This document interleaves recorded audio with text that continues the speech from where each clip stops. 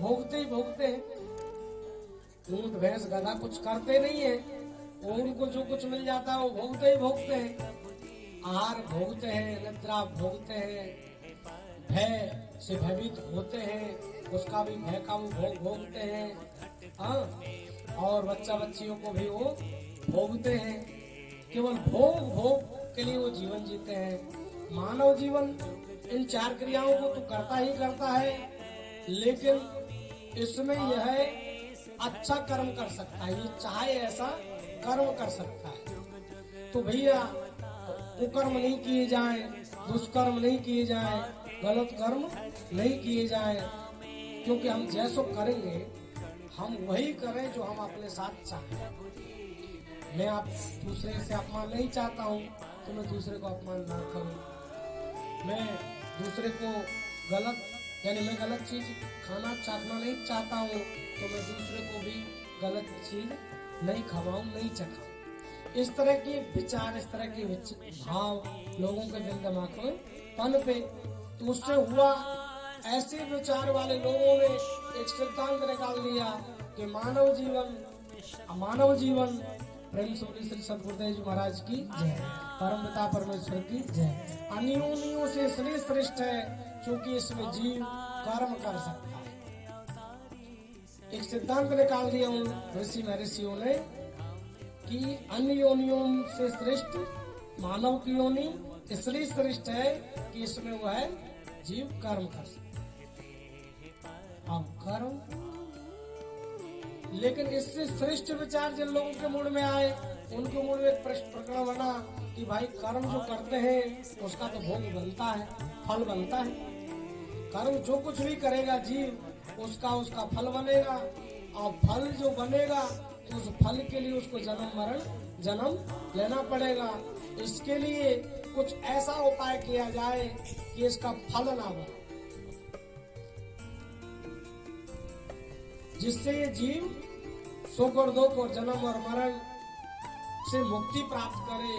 बार बार ऐसा कुछ कार्य किया जाए जिससे कर्म का फल ही न बने। तो कैसे कर्म का फल नहीं बनेगा?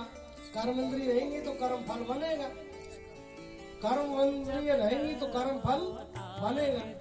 और ज्ञान इंद्रिय यदि कुछ ज्ञान प्राप्त करेंगी जब तक, तो जैसा ज्ञान होगा वैसा उनका शरीर के द्वारा, कर्म इंद्रियों के द्वारा कर्म होगा।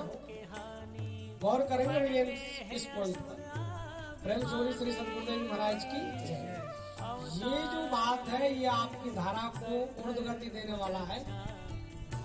आप अब तक जहाँ भी जो कुछ भी विचार पढ़े फिलॉसफी में होंगे, जो भी कहीं भी थीसिस आपने पढ़ा होगा, जो भी विचार आप लोगों ने पढ़ा होगा, उसमें श्रेष्ठतर देने वाला प्लान है ये। यदि थोड़ा ध्यान और एकाग्रता से इसको थोड़ा सा आप लोग सुनेंगे तो हाँ, इसमें यदि कहीं अव्यवहारिक, अप्रमाणिक या कमोवेशी कुछ ऊपर नीचे कुछ लगता हो, उसका कोई प्रमाण मांगना चाहता हो, तो उसका समाधान हम लास्ट में टाइम आपके लिए देंगे, उसमें ले लीजिएगा। प्रेम सूर्य श्री परमपिता परमेश्वर की जय। जब ये प्लान हुआ कि कर्म का फल बनना कैसे बंद हो, इसके लिए कर्म से श्रेष्ठ क्रिया उत्पन्न हो, योग उत्पन्न हो। कर्म तो भोग से जोड़ता है, कर्म तो फल से जोड़ता है, कर्म तो भोग से जोड़ता है, और योग क्रिया से जोड़ता है, शांति आनंद और ऊर्ध्व गति की तरफ ले जाता है। कर्म आपको ऊपर से शारीरिक बनाकर पारिवारिक, संसारिक और भोगात्मक बनाता है, संसारिक बनाता है, और योग आपको निष्कर्मण्य